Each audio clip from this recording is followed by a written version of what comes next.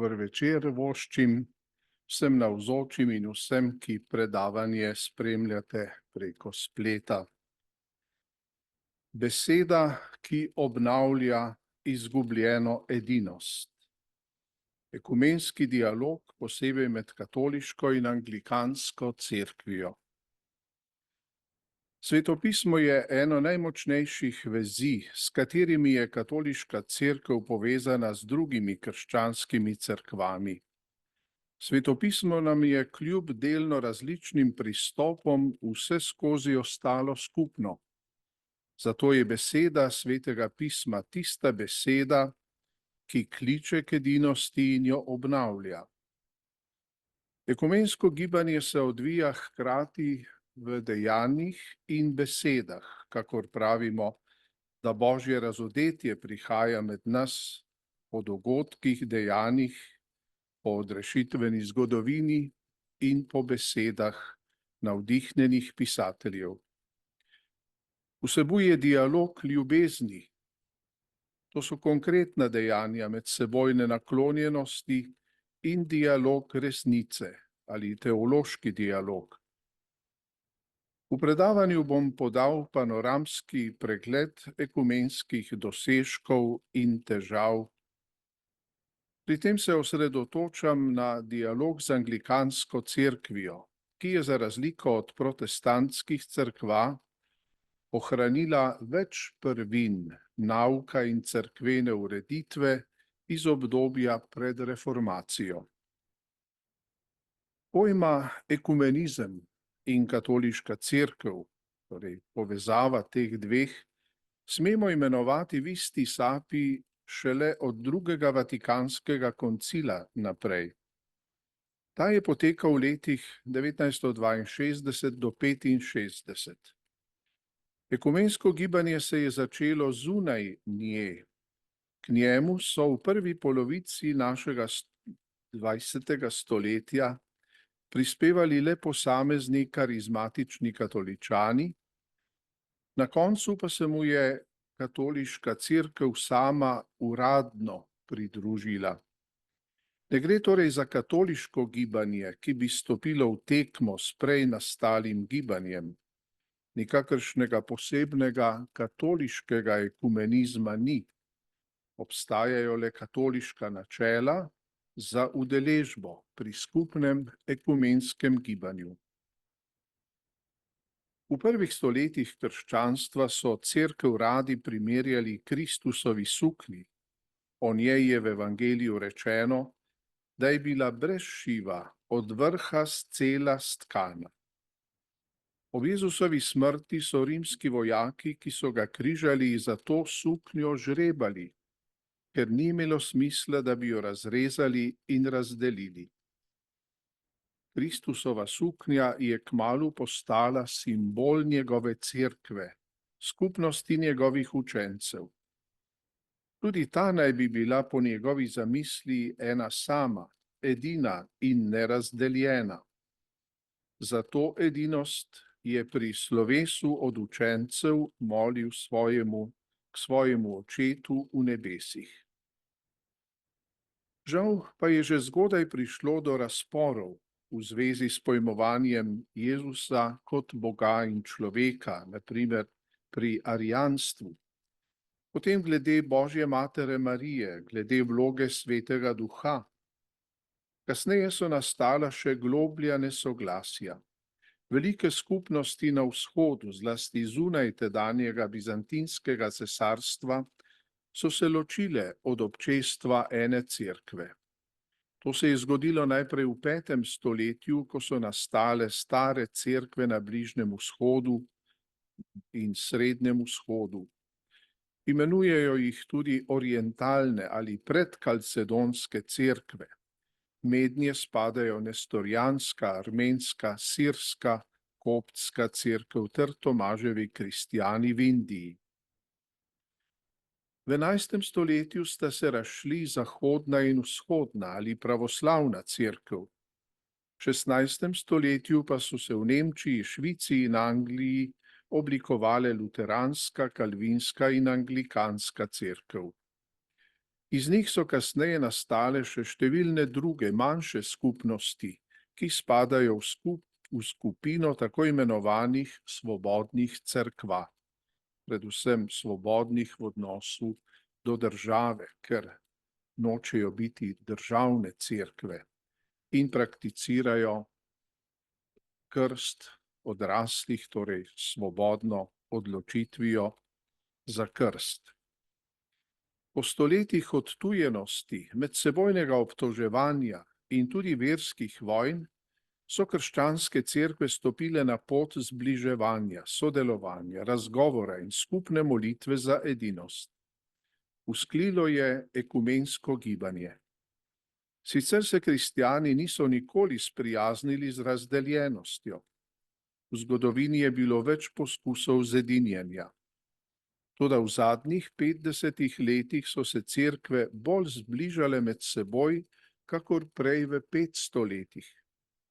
Z veseljem priznavamo, da so bili prvi pionirji ekumenskega gibanja nekatoliške cerkve, zlasti anglikanci. Na zadnjem koncilu se je temu gibanju uradno pridružila tudi katoliška cerkev. Posamezniki pa so že davno pred tem delali in živeli za to veliko zamisel, pri nas predvsem škof Anton Martin Slomšek sredi 19. stoletja. Katoliška cerkev se je torej na koncilu nepreklicno zavezala ekumenskemu gibanju in v njem prepoznala delovanje Svetega Duha. V tem skupnem prizadevanju ni poti nazaj, ni več vračanja na staro. Sveti papež Janez Pavel II. Je izdal ekumensko okrožnico, da bi bili eno, v kateri je zapisal: edinost, v kateri hoče Gospod zaobjeti vse ljudi, ni nekakšen privesek, ampak je v samem središču njegovega dela. Tudi ni nekakšen drugoten pridevek skupnosti njegovih učencev, ampak spada k samemu obstoju te skupnosti. Bog hoče cerkev zato, ker hoče edinost. Verovati v Kristusa pomeni hoteti edinost. In hoteti edinost pomeni hoteti cerkev.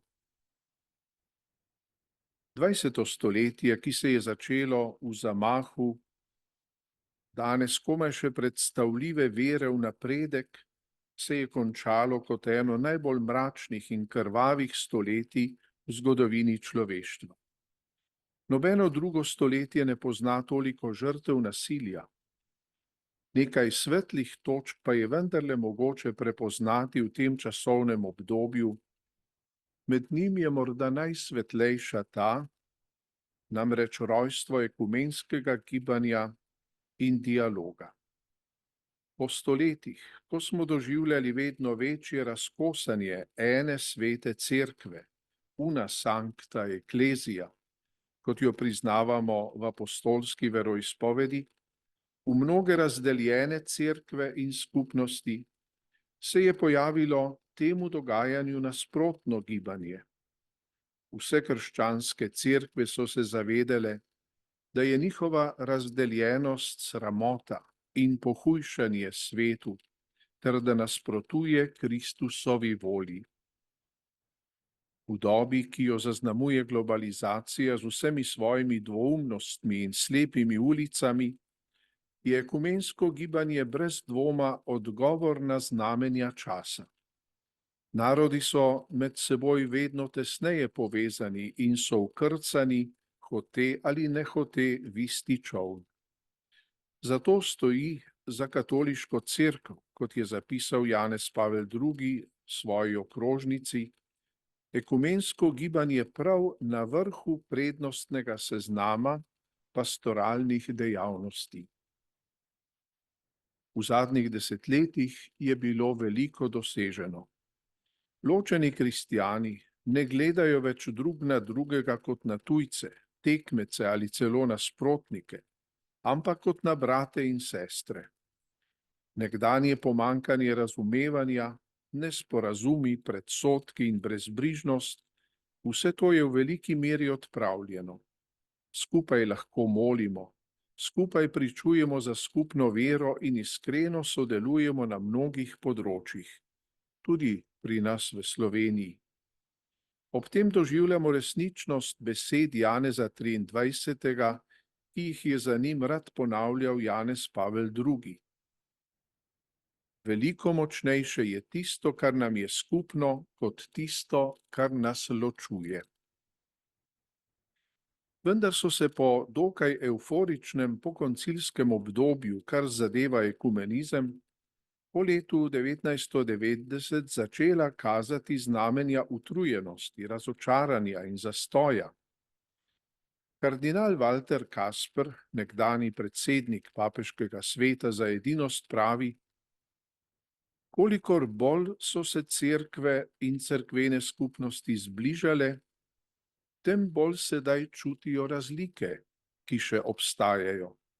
Tem bolj boleče doživljajo tudi dejstvo, da se še ne morejo udeleževati skupne evharistične mize. Konec navedka. Končni cilj ekumenskega dialoga je isti kot cilj ekumenskega gibanja, to je ne le duhovna, ampak vidna edinost cerkve. V tem soglašajo vse cerkve, ki sodelujejo pri gibanju. Katoliška cerkev po koncilu te vidne edinosti ni razumevala kot poenotenje, uniformnost, ampak kot edinost v različnosti in kot občestvo, komunijo cerkva. Pojem komunijo, ki ga poznajo že cerkveni očetje, je postal osrednji ekleziološki koncept koncila in polagoma zamenjuje izraz edinost ali enost. Povedano drugače, enost se vse pogosteje interpretira s pojmom komunijo, občestvo. Jozef Ratzinger kot kardinal to misel izrazi z besedami: cerkve morajo postati ena cerkev in obenem ostati cerkve.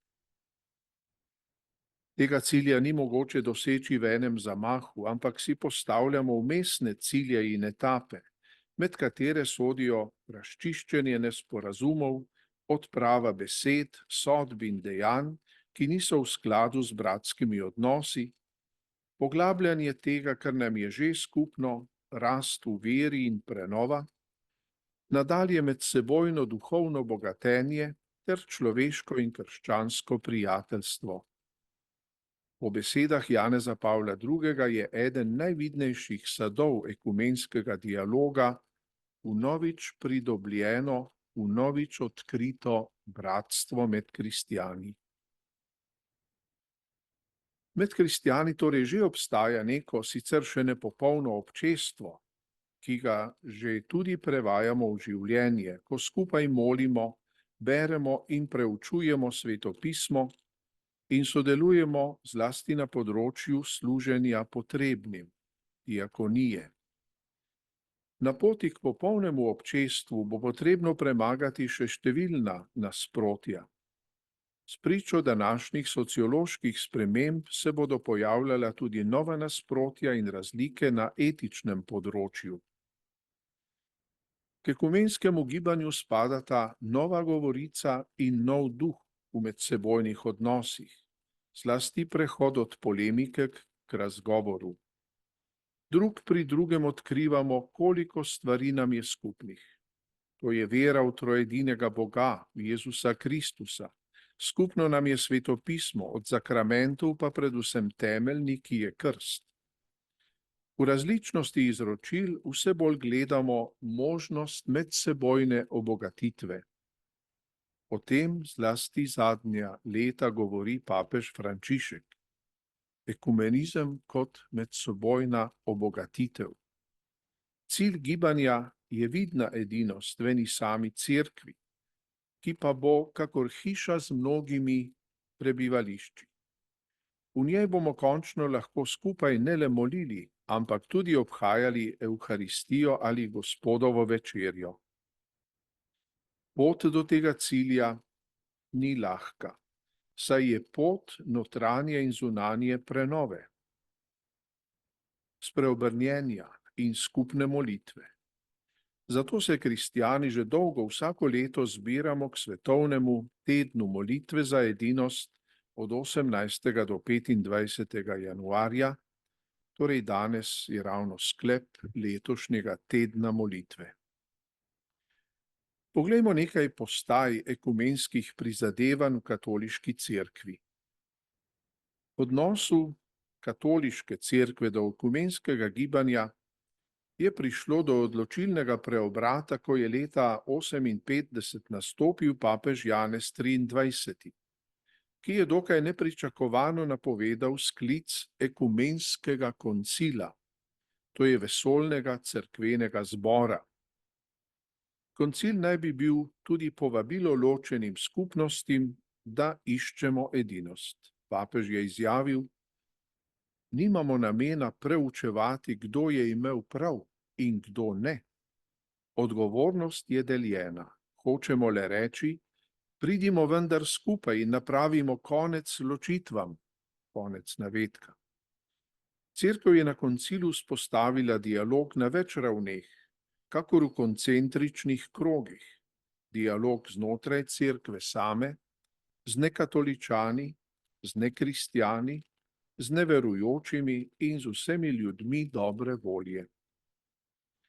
Jeseni 1964 je koncil razglasil Magno Carto ekumenizma, to je odlok o ekumenizmu. Temu so kasneje sledila še podrobna navodila za izvajanje odloka. Obenem se je polagoma začel bilateralni, torej dvostranski dialog na več ravneh.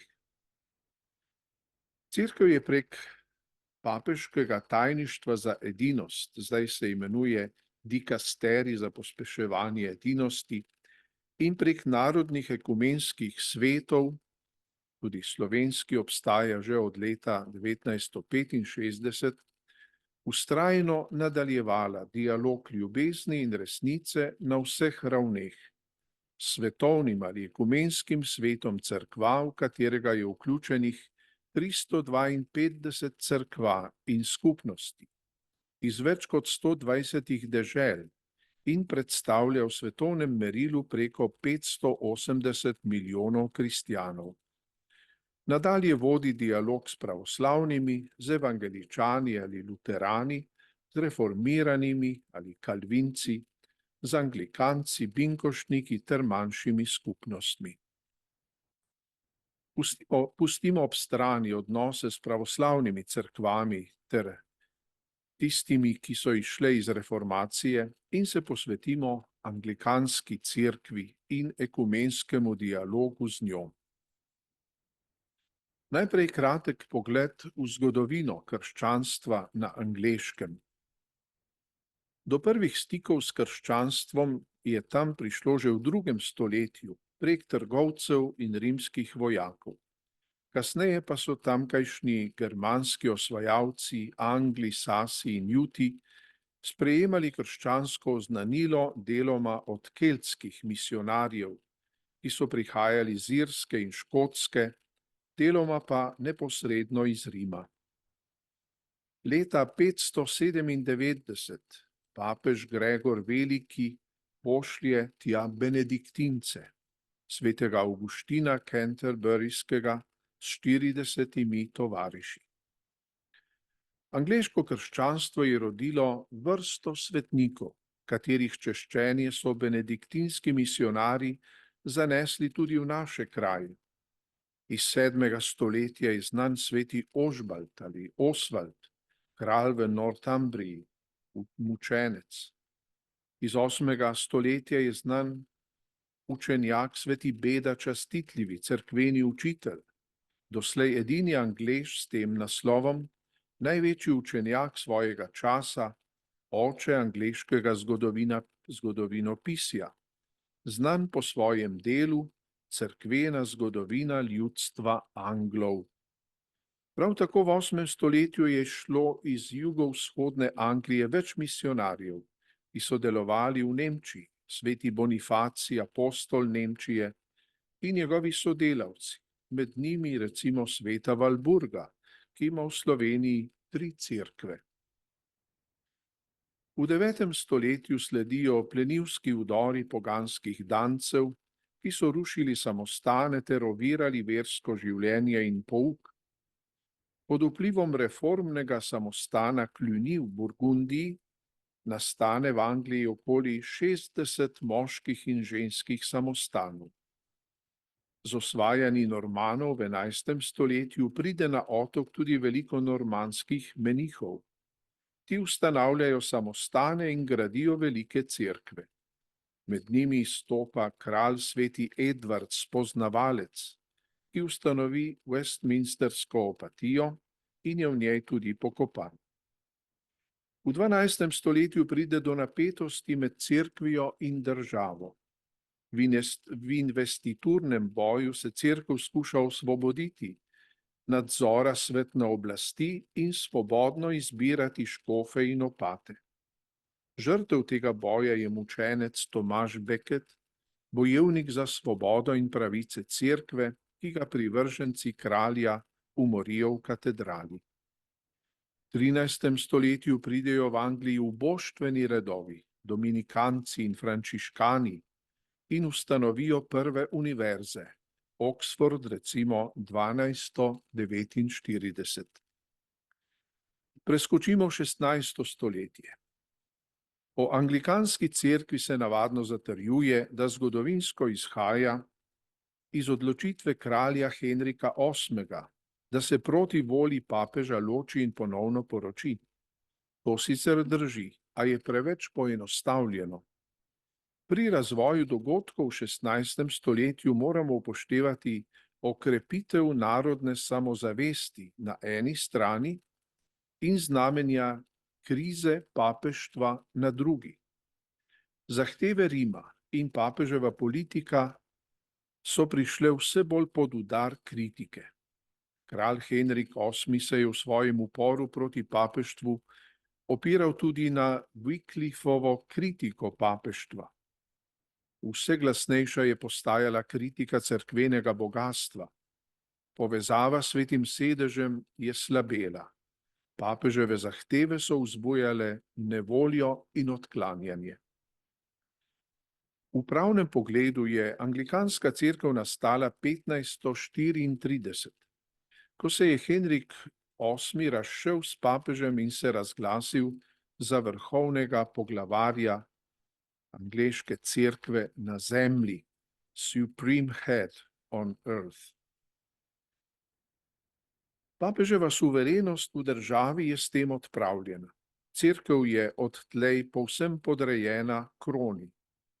Kralj razpusti samostane, ruši cerkve.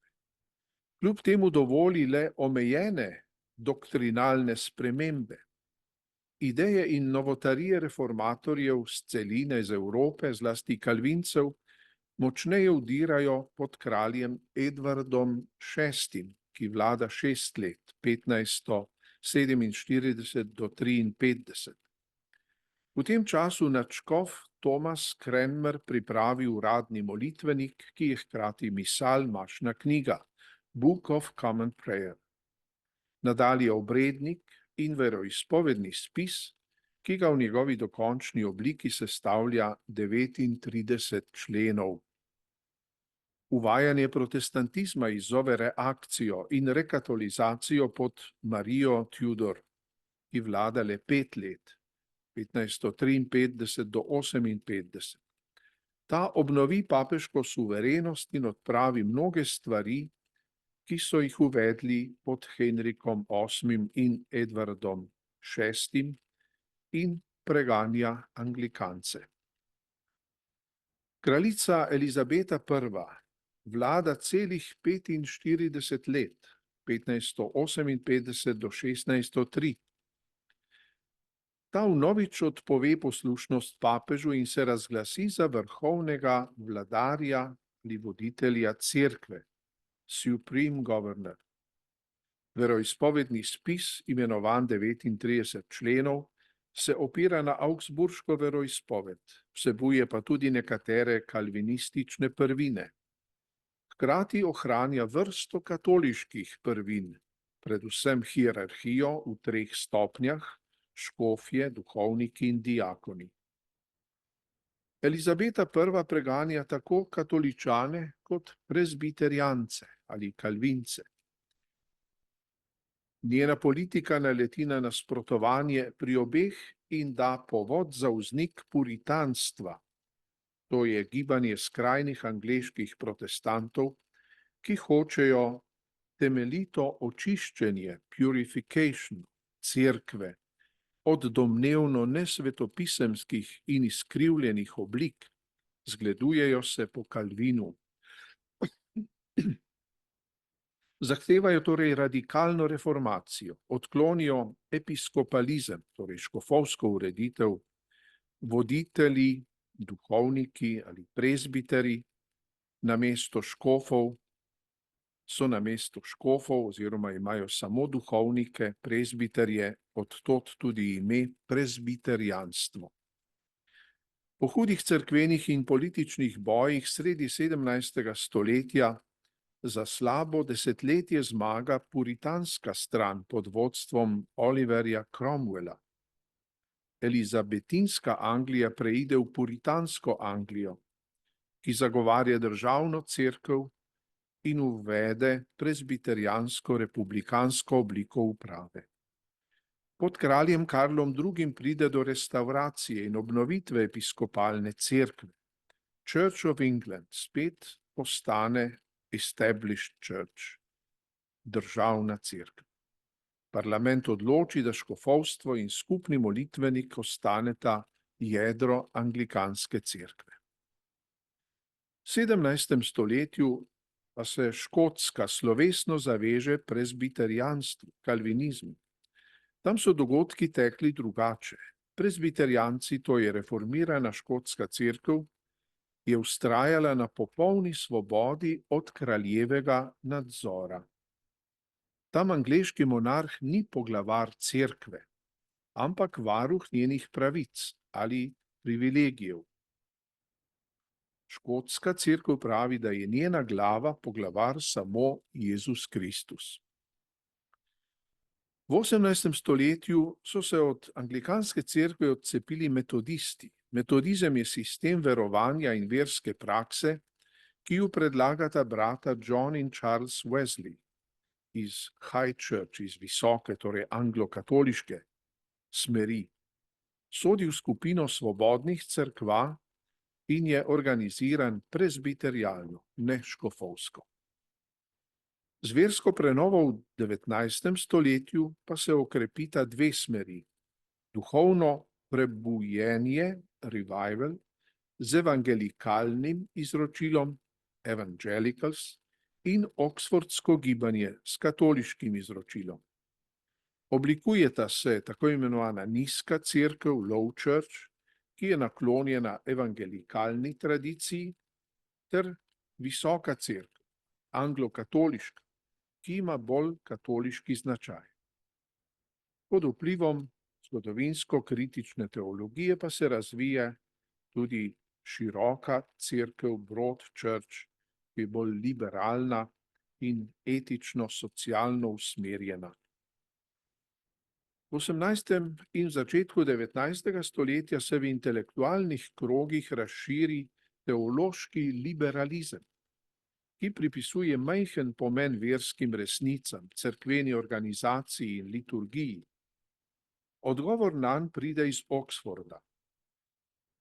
Je trdnjava anglikanstva. Vsaj takrat je bila. Tam se rodi oksfordsko gibanje. Poudarja katoliški in apostolski značaj državne cerkve ter velik pomen škofovske službe. Za začetnika gibanja veljata oksfordska profesorja John Keble in Janez Hendrik Newman, ki je kasneje skupaj še nekaterimi prijatelji prestopil v katoliško cerkev 1845. Še beseda o anglikanski cerkveni skupnosti, Anglican Communion. V 18. in 19. stoletju se britanski imperij razširi po vsem svetu. Cerkev temu sledi in nastane veliko število prekomorskih škofij. Anglikanska cerkvena skupnost sestavljajo narodne in pokrajinske pravno samostojne cerkve, ki so izšle iz angleške cerkve. Ohranile so enotnost bogoslužja, nauka in cerkvenega sistema. Skupnost je leta 1992 imela okoli 74 milijonov članov v okoli 430 škofijah. Za kohezijo, povezanost in konsens skrbijo konference v Lambethu, to je palača v Londonu. Prvič se sestane 1867 in nato praviloma vsakih 10 let. Predseduje jim canterburyski nadškof. In sedaj o ekumenski odprtosti anglikanske cerkve. Velika Britanija ima precejšen delež katoliškega prebivalstva. Tamkajšnja katoliška cerkev postaja zaradi priseljevanja iz dežel tretjega sveta zelo pisana. Uradna statistika navaja, da na Škotskem, v Angliji in Walesu živi okoli 6 milijonov katoličanov. Škofovska konferenca obsega 30 škofij. Nedeljsko mašo obiskuje okoli 1,1 milijona vernikov, katoličanov. V pastoralnem delu je vključenih 4400 duhovnikov in 1070 redovnikov. V Angliji in Walesu je tudi 1066 samostanskih skupnosti. Na duhovništvo se pripravlja 136 bogoslovcev. Morda ti podatki niso ravno ažurni, so pa za nekaj let nazaj. Katoličane v Veliki Britaniji sta doslej obiskala dva papeža, Janez Pavel II. Leta 1982 in Benedikt XVI. 2010. Oba obiska torej v času kraljevanja Elizabete II. In spadata v okvir zbliževanja med katoliško in anglikansko cerkvijo. Kraljica Elizabeta se je ob uradnih obiskih v Vatikanu že pred kronanjem srečala s Pijem XII., potem pa še 4-krat z različnimi papeži, tudi s Frančiškom. Ustavimo se nekoliko pri obeh obiskih papežev, ki sta tudi ekumensko pomembna. Obisk Janeza Pavla II., potujočega pastirja, leta 1982 je bil prvi obisk papeža v vsej zgodovini Anglije, a se je obračal samo na katoličane. Trajal je celih 9 dni. Bil pa je izrazito pastoralen, dušno-pastirski in namenjen najprej katoličanom. Razen kratkega vljudnostnega obiska kraljice se je omejeval na obhajanje bogoslužij. 4-dnevni obisk Benedikta XVI. Septembra 2010 pa je bil prvi državni obisk kakega papeža v Veliki Britaniji. Državni obisk. Srečal se je s kraljico Elizabeto II., z vodilnimi politiki in predstavniki anglikanske cerkve. Kraljica je bila praktična kristjanka, še več, formalno je nosila naziv poglavar angleške cerkve in se svoje vere ni sramovala izraziti na primer v svojih božičnih nagovorih. Britanska ustava govori o posebni odgovornosti krone do krščanstva, ker je monarh poglavar anglikanske cerkve. In kot krščanski monarh mora podpirati sodelovanje in strpnost med ljudmi vseh verskih prepričanj. Povabilo papeža Benedikta XVI. Je bilo izraz njene pozornosti in osebne naklonjenosti. Za papeža je bil osebno glavni namen obiska razglasitev kardinala in izjemnega teologa Janeza Hendrika Newmana za blaženega. Označil ga je kot velikega Angleža, ki s svojimi spisi in deli uteleša globoko sintezo med krščansko vero in britanskim duhom. Srečanje s kraljico je bilo dostojanstveno in prisrčno. Razlog, da se je to zgodilo na Škotskem, je verjetno bil tudi dejstvo, da tam kraljica ni poglavar cerkve, to je zgolj za angleško cerkev. Tako sta se srečala kot državna, ne cerkvena poglavarja, in v ozadje je stopil občutljiv vidik nastanka in zgodovine angleške cerkve. Verskega okvira seveda ni mogoče izključiti, saj je angleška monarhija neločljivo povezana s cerkvijo. Kralj ali kraljica in papež imata kar nekaj skupnega. Oba vesta, da danes v sodobni družbi ni lahko ohranjati izročila zgodovine. Oba vesta, kaj pomeni doživljenjsko služenje ljudem. Oba skrbi ohranjanje vrednot, ki zagotavljajo skupni blagor. Srečanje je simbol sprave in medsebojnega spoštovanja. Naloga obeh je mednarodna. Kraljica je bila poglavar Commonwealtha, to je prostovoljne zveze 54 držav, ki si skupaj prizadevajo za demokracijo, človekove pravice, gospodarski in družbeni razvoj. In v članicah Commonwealtha je veliko milijonov katoličanov. Papežev obisk je bil tudi priložnost za ozdravitev in očiščenje spomina, za ovrednotenje zelo bogate skupne dediščine in utrjevanje novih odnosov na temelju skupnih interesov in spoštovanja. Tudi vsebinski poudarki so se dotikali skupne krščanske dediščine.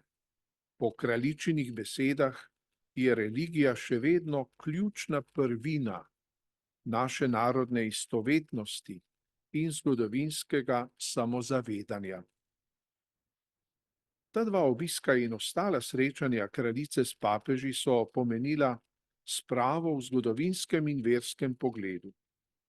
Oba, papeža in kraljica, sta v pozdravih omenjala skupno zgodovinsko dediščino, obe tradiciji sta bili tesno prepleteni več kot 1000 let. Prelom pod Henrikom VIII in sledeči dogodki pa so povzročili veliko trpljenja. Ekumenska razsežnost je bila navzoča v vseh papeževih govorih in srečanjih. Če velja, da je anglikanska cerkev hkrati katoliška in reformirana, kot se je izrazil eden njihovih škofov, je osnova za dialog že podana. Ena od velikih pomembnih papeževih tem je bila njegova kritika razkristjanjenja sekularistične družbe. Westminsterski, torej katoliški nadškof Nichols, je v tistem času izdal knjigo z naslovom Narod, ki je pozabil na Boga. In v njej oriše zelo temačno podobo verskega stanja v Veliki Britaniji kot razkristjanjene družbe, ki izgublja dušo, ko goji samo posvetno racionalnost. Pri katoličanih se nedeljski obisk giblje med 17 in 18%, a pri anglikancih je padel na 1%. Tudi njegov predhodnik Murphy O'Connor ugotavlja, da je Velika Britanija sovražen kraj za religiozne ljudi, posebej za kristjane. Mnogi gledajo na vero kot na zasebno čudaštvo, ateizem je postal bolj napadalen. Le vsak tretji zakon se sklene v cerkvi. Napoveduje, da bo leta 2050 že več muslimanov praktikantov, torej tistih, ki se udeležujejo obredov, kot jih bo v vseh krščanskih cerkvah na otoku skupaj. A ne gre le za neudeležbo, ampak tudi za skrajni in napadalni ateizem. Dnevnik The Guardian je agresivnost pripisal papežu, a o tem v njegovih govorih in nastopih ni bilo sledu. Papeževa ostrina ni bila v besedah, ampak gre za ostrino misli in jasnost besede. Privrženci sekularizma razglašajo, da je vse relativno in subjektivno. In ko sredi takšne družbe spregovoriš o resnici, takemu skušajo zamašiti usta. Razkristjanjena družba sicer še vedno postavlja Pilatovo vprašanje, kaj je resnica. Toda Kristusovega odgovora, jaz sem pot in resnica in življenje, ne mara niti slišati. Pluralizem je pač samo tam, kjer lahko vsak pove svojo resnico. Po mnenju nekaterih so moteči samo kristjani. Kjer pa ni mesta za vse, je tudi pluralizem zlagan. Pluralizem, ki izključuje vero, ni pluralizem. Še dva za Veliko Britanijo zgodovinska dogodka v zadnjih letih sta bila barometer odnosov med obema cerkvama in ponazoritev vloge, ki jo ima monarh, kralj ali kraljica v angleški družbi in cerkvi. To je bil najprej pogreb kraljice Elizabete II. 19. septembra 2022. Pogreb je vodil in imel pridigo canterburyski nadškof Justin Welby. Udeležil se ga je tudi katoliški kardinal nadškof Westminstra. Nadalje predstavnik škotske presbiterijanske cerkve in predstavnik svobodnih cerkva. Razglašeno je bilo 10-dnevno žalovanje. Dan pogreba je bil državni praznik v Združenem kraljestvu, Velike Britanije in Severne Irske. Cerkveni zvonovi so zvonili po vseh cerkvah.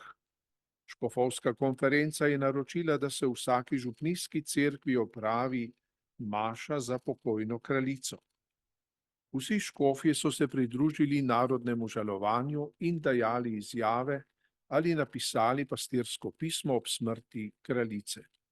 Povabili so tudi k molitvi za novega kralja Karla III., ki se je pripravljal na kronanje. Drugi zgodovinski dogodek je bil kronanje kralja Karla III. 6. maja 2023. Obred je imel ekumenski in medverski, dialoški značaj. Navzoči so bili predstavniki krščanskih cerkva, zlasti močne škotske presbiterijanske cerkve, ki je narodna, državna cerkev. Potem so bili navzoči predstavniki verstev, religij, od najstarejših, judovske, muslimanske, obeh smeri, hindujske, budizma in sikhizma. Anglikanska cerkev je namreč rojstni kraj modernega ekumenizma, to je zbliževanje.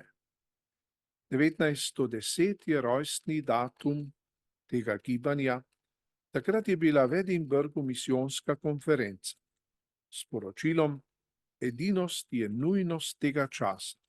Dovolj je bilo razkolov in verskih vojn. Edinost je misijonska naloga. Nismo prepričljivi, če oznanjamo razdeljeni v deželah tretjega sveta, če so misionarji v konkurenci med seboj. Misionarje je vodila zavest, da smo iz Evrope v tretji svet skozi zgodovino izvozili marsikaj dobrega. Izvozili pa smo tudi razdeljenost. Tudi danes je živo ekumensko gibanje znotraj Velike Britanije, ki nosi ime Churches Together. Pri kronanju je bil navzoč, kot rečeno, tudi katoliški kardinal Nichols. Vloga škotskega moderatorja je bila, da kralju predstavi Sveto pismo. Njegova vloga je znamenje dobrih ekumenskih odnosov. Velika Britanija je poznala tudi verske vojne, preganjanja katoličanov, pod Marijo Tudor preganjanje protestantov. Šla je skozi dobo razsvetljenstva in je domovina ekumenizma. Danes je zavezana verski strpnosti. Kralj nosi naslov Defensor Fidei, branitelj vere. Vse bolj ga pojmujejo kot branitelja vseh ver oziroma verstev, ki so navzoče v deželi.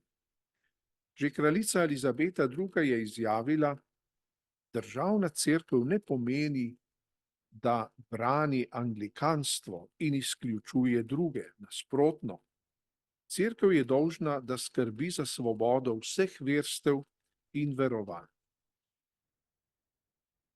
Poglejmo sedaj, kako je urejena anglikanska skupnost in znotraj nje angleška cerkev. Anglikanska cerkvena skupnost je družina cerkva, ki se je z misijoni razširila po deželah nekdanjega britanskega Commonwealtha, skupnosti narodov. Anglikanski katekizem iz leta 1967 opredeljuje Anglican Communion kot družino cerkva znotraj vesoljne Kristusove cerkve. Drži se apostolskega nauka in strukture, ureditve, torej škofovstva, duhovništva in diakonata. Članice so med seboj in škofovskima sedežema, Canterburyjem in Yorkom, v polni sakramentalni edinosti. Najvažnejši organ, ki predstavlja in udejanja edinost znotraj svetovne anglikanske skupnosti, je že omenjena Lambethska konferenca. V presledku 10 let se vsi škofje zberejo v tej palači v Londonu, ki je tudi uradni sedež Canterburyskega nadškofa.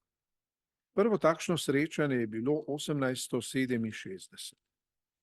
Te konference nočejo biti niti koncil v katoliškem smislu, niti sinode v protestantskem. Pojmujejo se kot zborovanje z namenom izmenjave izkušenj in obravnave skupnih vprašanj. Kljub temu so imele odločujoč vpliv na razvoj anglikanske skupnosti. Služijo njeni notranji edinosti, ki pa je ravno v zadnjih desetletjih močno ogrožena.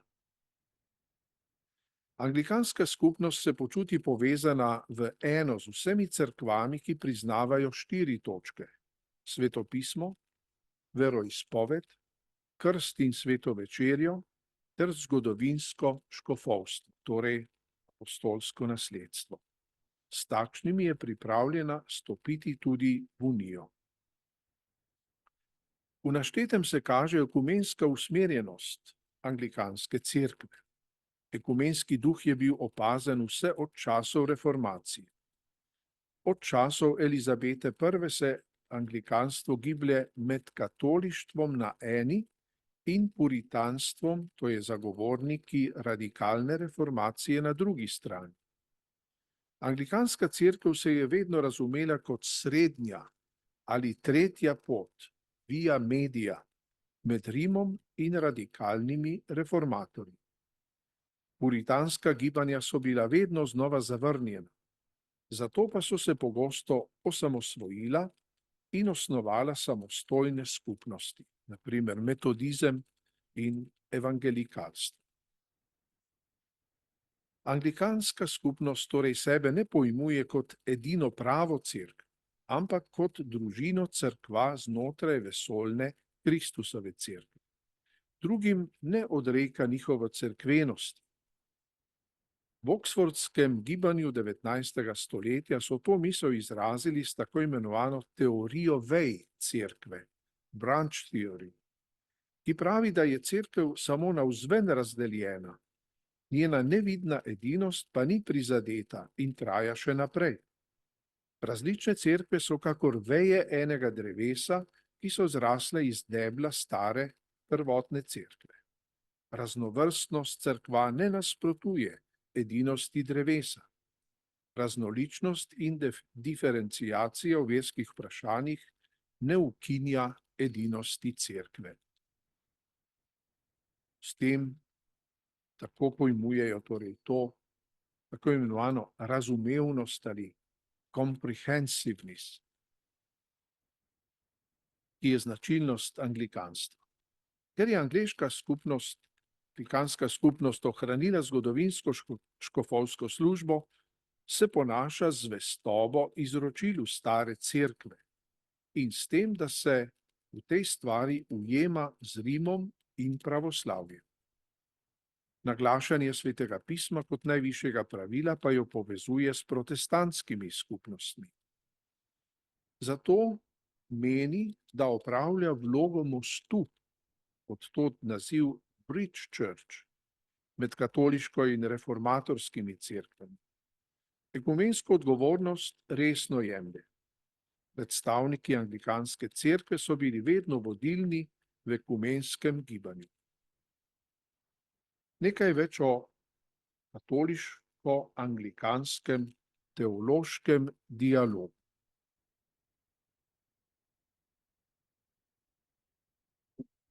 V ekumenskem duhu poudarjamo najprej to, kar nam je skupno. To je vera v Boga in v Jezusa Kristusa, skupen krst, skupno priznavanje svetega pisma, nadalje nauk cerkvenih očetov, ter skupna večstoletna krščanska dediščina z živimi izročili v liturgiji, teologiji, duhovnosti in misijoni.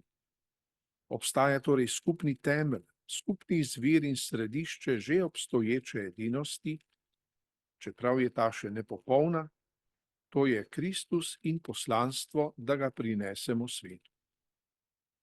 Pri Anglikancih katoliška izročila in ustanove delno še naprej obstajajo. Tako zatrjuje koncilski odlok o ekumenizmu. Torej izročila in ustanove. Gledano z katoliškega stališča, anglikanska skupnost vsebuje pomembne prvine cerkve Jezusa Kristusa, je izjavil kardinal Walter Kasper, ki je bil predsednik Vatikanskega ministrstva za dialog z drugimi cerkvami. Med obema že 50 let poteka teološki dialog. Še večjega pomena pa so medsebojna srečanja in obiski. Vsi anglikanski primasi, torej canterburyski škofje, po letu 65 so obiskali papeža. Leta 66, takoj po koncilu, sta papež Pavel VI in nadškof Michael Ramsey podpisala skupno izjavo in v njej povabila k takšnemu dialogu, ki naj bi vodil k edinosti v resnici, to je k edinosti, za kakršno je Kristus molil. Omenjala sta tudi obnovitev popolnega občestva v veri in v sakramentalnem življenju, torej tudi možnost skupne evharistije.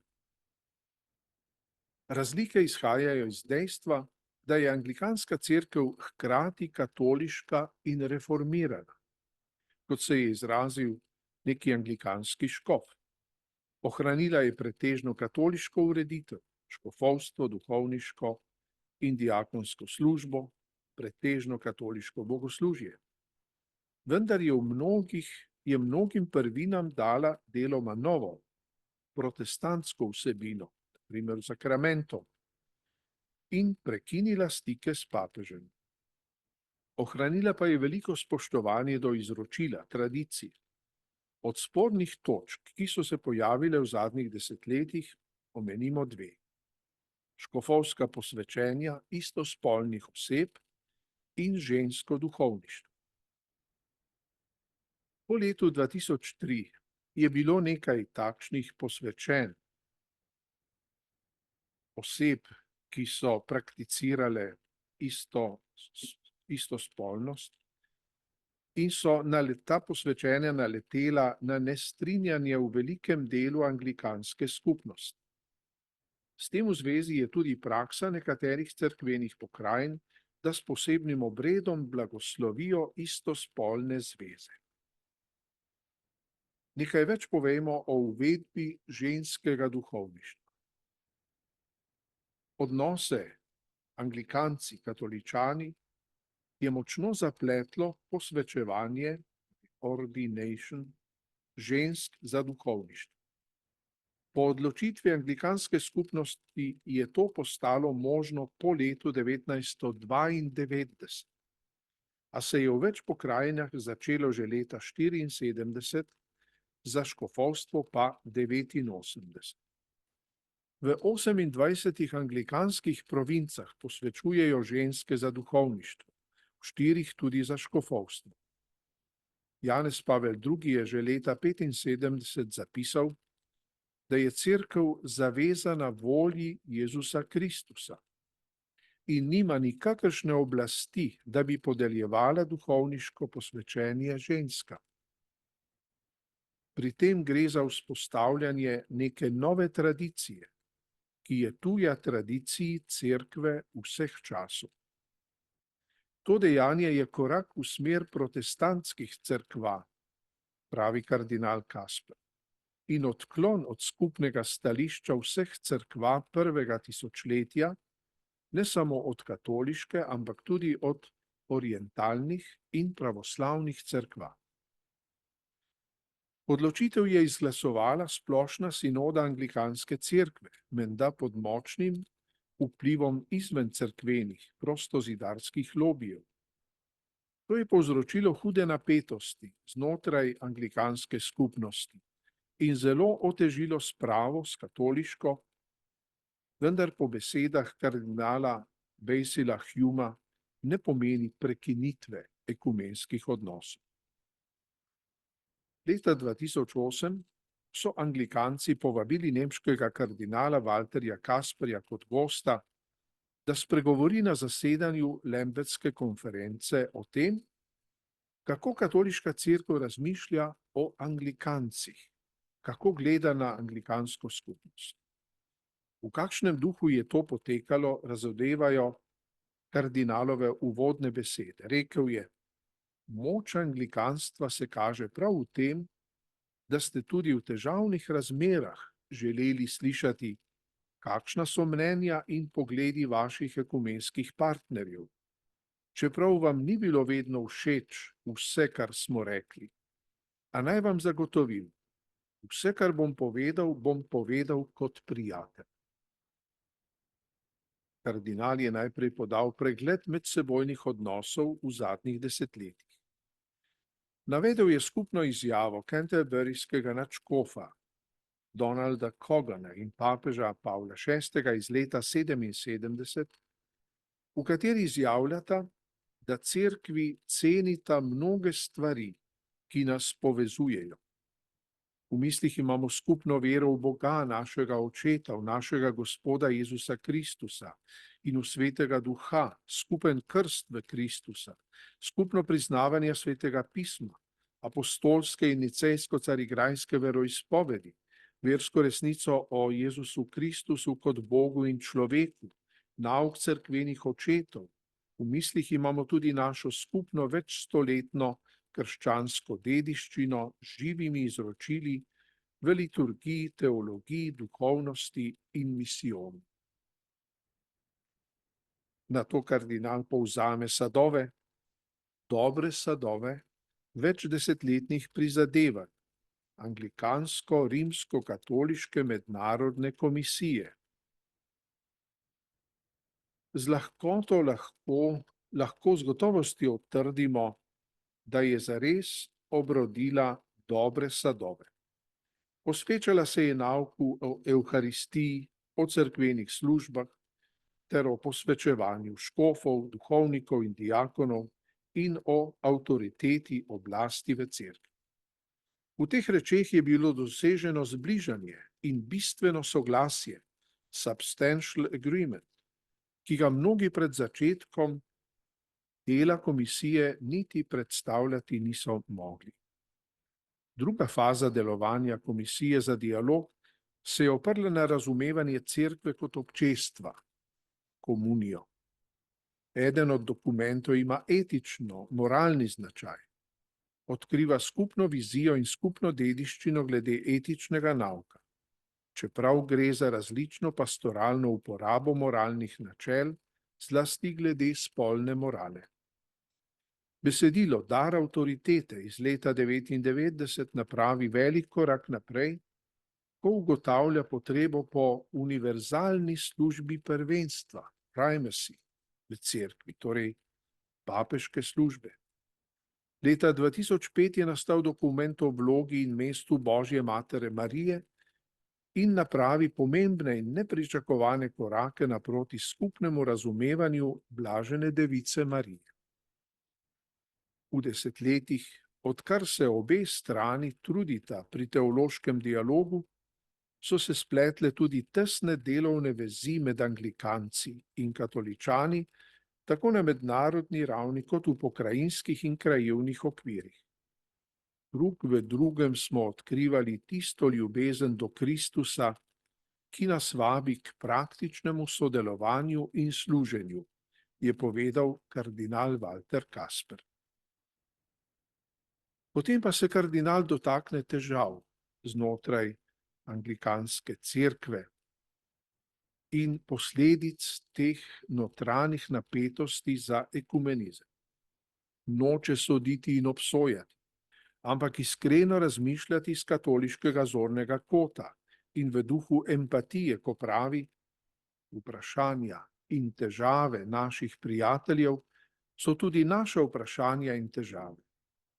Najprej v zadnjih letih potekajo ostre razprave med 44 pokrajinskimi in narodnimi cerkvami, članicami anglikanske skupnosti, ki imajo samostojno vodstvo.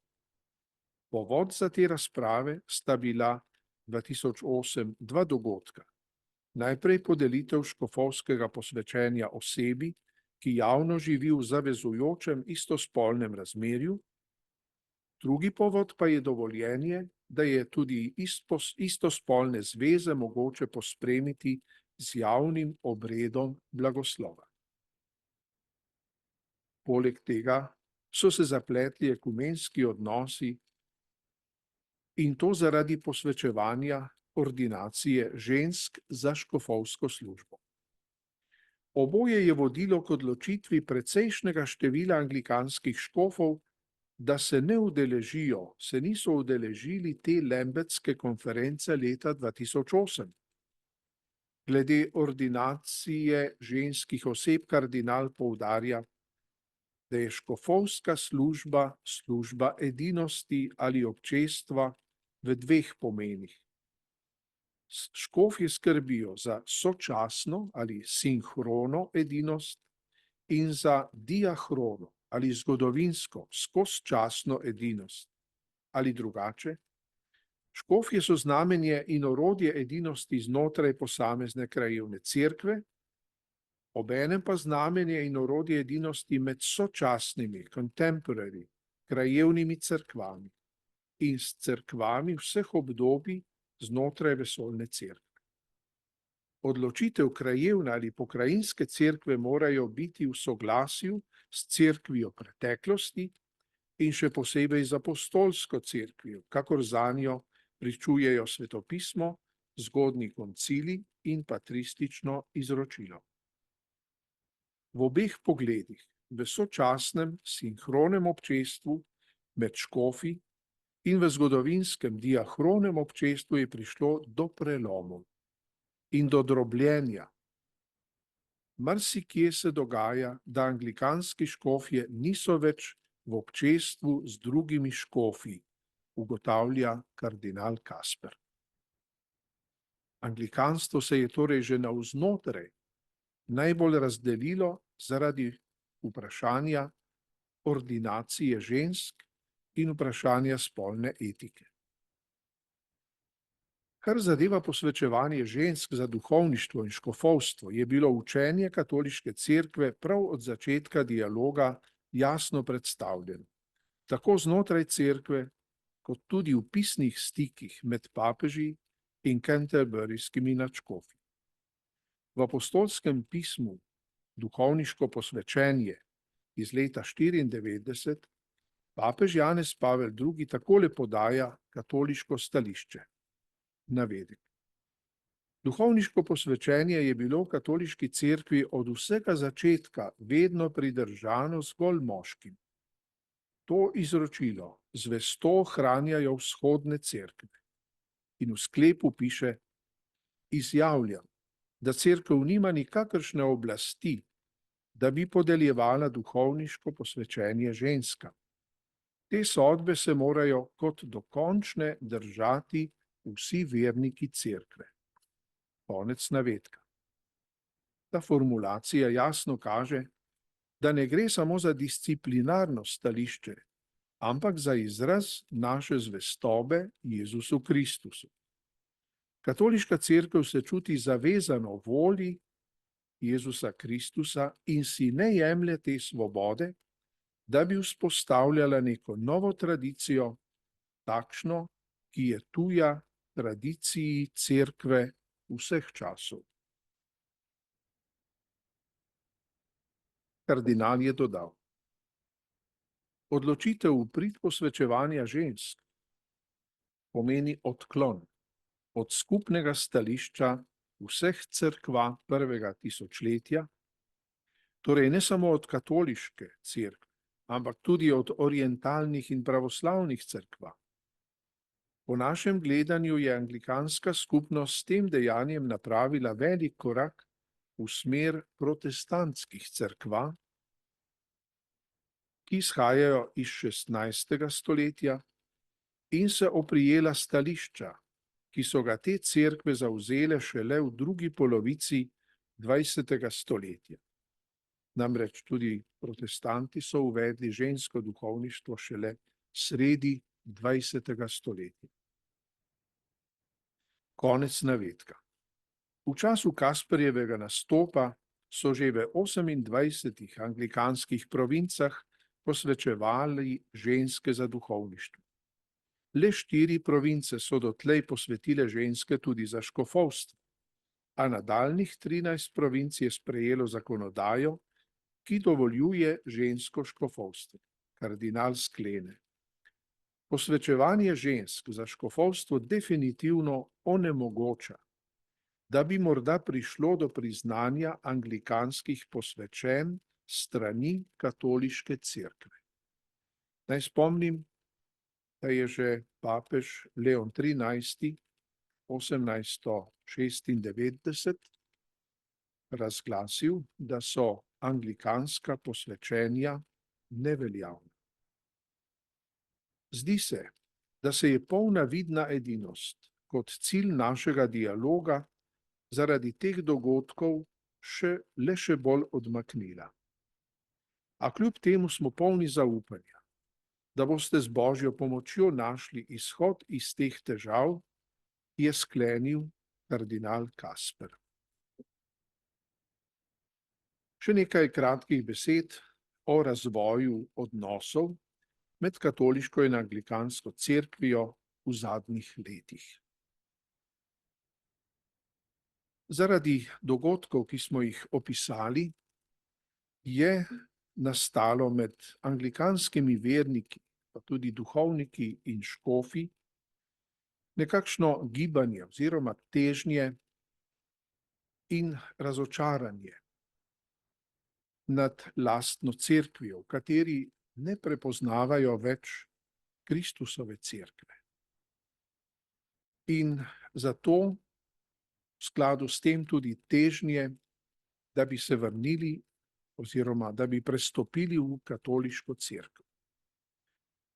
Zgled jim je Janez Henrik Newman, kot rečeno, človek 19. stoletja, ki je polovico svojega življenja preživel kot anglikanec, anglikanski profesor in duhovnik, pridigar, predavatelj, polovico svojega življenja pa kot katoliški duhovnik.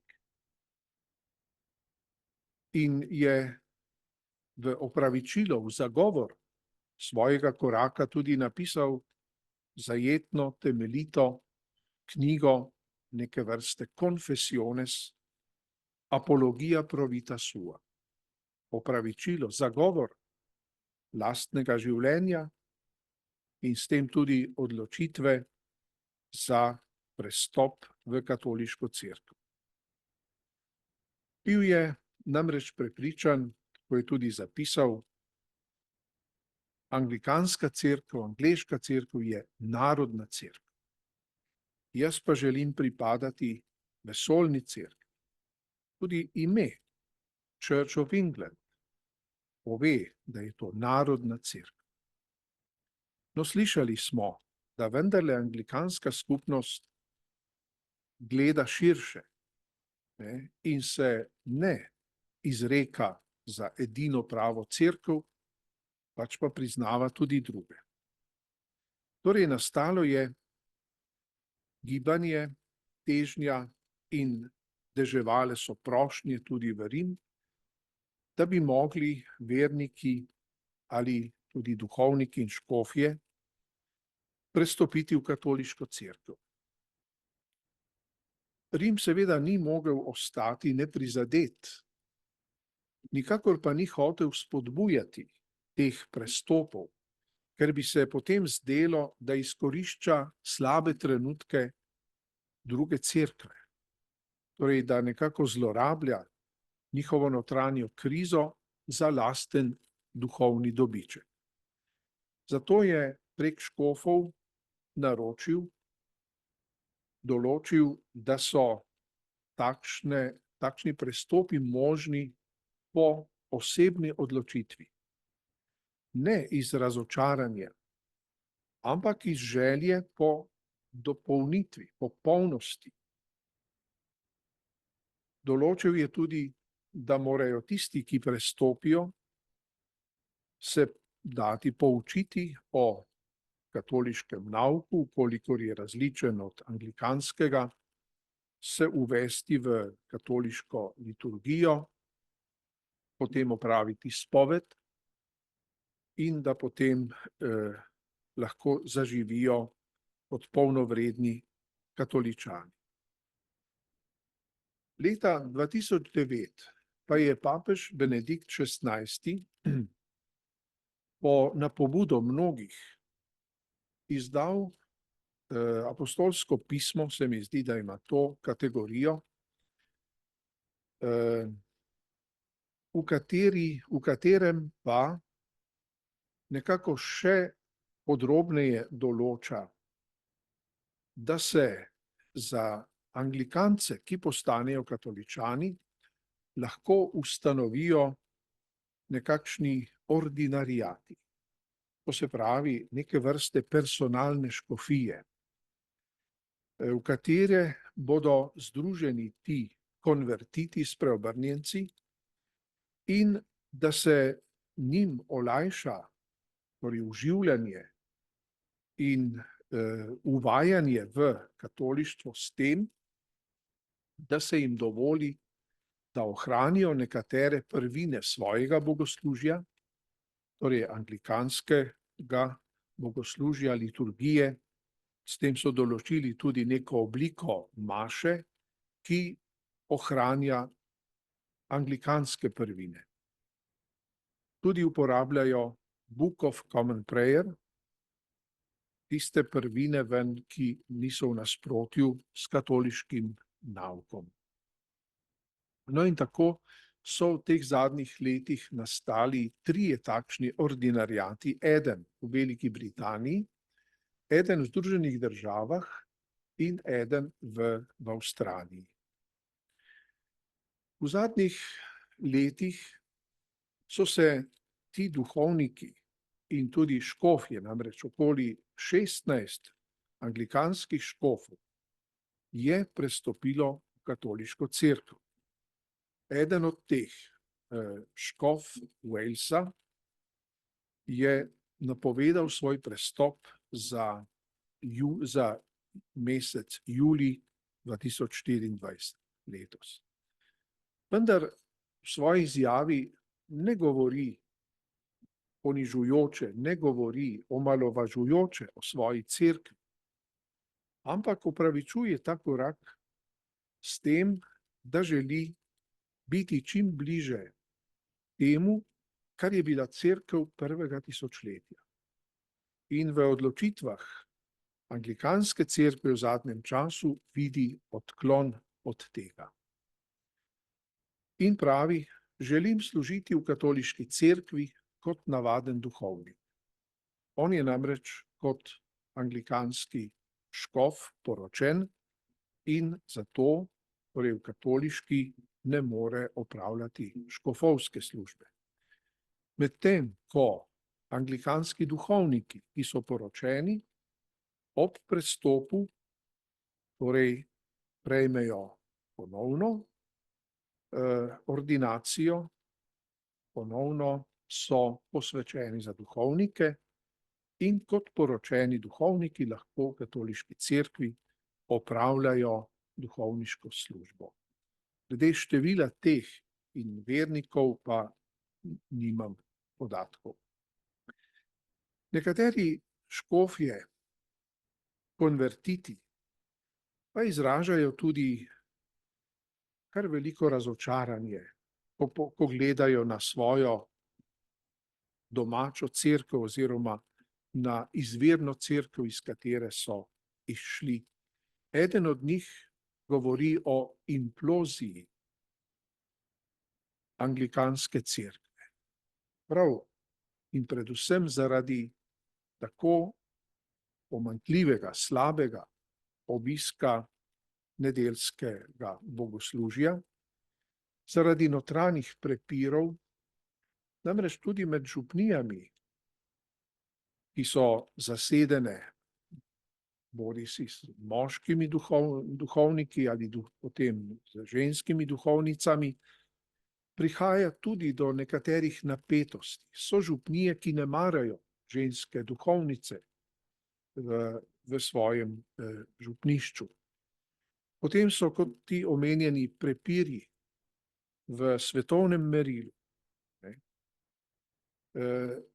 In pa torej drugačna, bi rekli, spolna morala, kakor so je bili vajeni doslej. In kljub temu imajo radi svojo cerkev. Podobno je tudi Newman. Zanimivo je, da on ni nikoli rekel žal besede o cerkvi, ki je bila pol življenja njegova učiteljica in mati, kot on pravi. Pravi, anglikanska cerkev me je naučila vere, me je naučila moliti. V njej sem bil sprejet kot duhovnik. Naučila me je verovati in sem ji za to neizmerno hvaležen. Nekako v tem duhu in ne z razočaranjem prihajajo v katoliško cerkev tudi ti anglikanski duhovniki in škofje. Naj sklenem to predavanje, ker je bila na temo edinosti, z molitvijo za edinost. To je molitev, ki jo je sestavil Paul Couturier, francoski duhovnik, ki je prvi v teh dialogih podal idejo, da ni prav, da se govori v smislu ekumenizma vrnitve, torej vrnitve drugih cerkva v katoliško cerkev. Ampak, da moramo pustiti in moliti za to, da bi se cerkve združile, krščanske cerkve združile na način, ki ga je določil Kristus, ki ga hoče Bog, ne pa po našem receptu. Nedobro vemo, da, kot piše tudi Yves Congar, sredi 19. stoletja, lahko rečemo o vseh cerkvah, da so govorile nekako v tem smislu: pridite k nam in vse bo v redu. Podredite se papežu, pridite v očetovo hišo Rima in vse bo v redu. Protestanti, sprejmite svetopismo, gradite samo na njem in vse bo prav. Podobno in deloma nekateri še danes tudi v pravoslavnem svetu ohranjajo to idejo ekumenizma vrnitve. Od njega se je katoliška cerkev poslovila na koncilu. Ne govori o tem, ampak pravi, konverzije, torej odločitev, da nekdo prestopi iz nekatoliške cerkve v katoliško, pa vendarle ostane legitimna. Torej, mora biti sad osebnega dozorevanja, osebne odločitve v vesti. Za vzorec prihodne edinosti pa, kot rečeno, tudi katoliška cerkev vidi edinost v različnosti ali, kot je zapisal Ratzinger, edinost preko različnosti. Se pravi, cilj je vendarle ni zgolj različnost, ampak čim večja edinost. In zato v teh dneh tudi molimo. Gospod Jezus, na večer, preden si umrl za nas, si molil, da bi bili vsi tvoji učenci popolnoma eno, kakor ti v očetu in oče v tebi. Daj, da bomo živo začutili, kako velika nezvestoba do tebe je naša razdeljenost. Daj nam iskrenosti, da bomo priznali in obžalovali ravnodušnost, nezaupanje in medsebojno nenaklonjenost, ki se morda skrivajo v nas. Daj nam poguma, da bomo vse to izkoreninili. Nakloni nam, da se vsi zedinimo v tebi, da bi se iz naših src in ustnic neprestano dvigala tvoja molitev za edinost kristjanov, kakršno ti hočeš. V tebi, ki si popolna ljubezen, naj najdemo pot, ki vodi do edinosti, v poslušnosti tvoji ljubezni in resnici. Amen. Najlepša hvala.